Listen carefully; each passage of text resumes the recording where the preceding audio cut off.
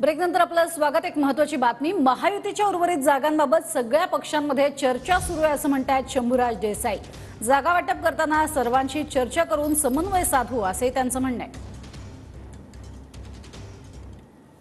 टप्प्यातलं जागा वाटप तर नक्की झालेलं आहे आणि तिसरा, चौथा आणि पाचवा टप्पा या संदर्भातल्या भारतीय जनता पक्षानं काही जागांचं त्यांच्या निश्चिती त्यांची अगोदरच केलेली आहे।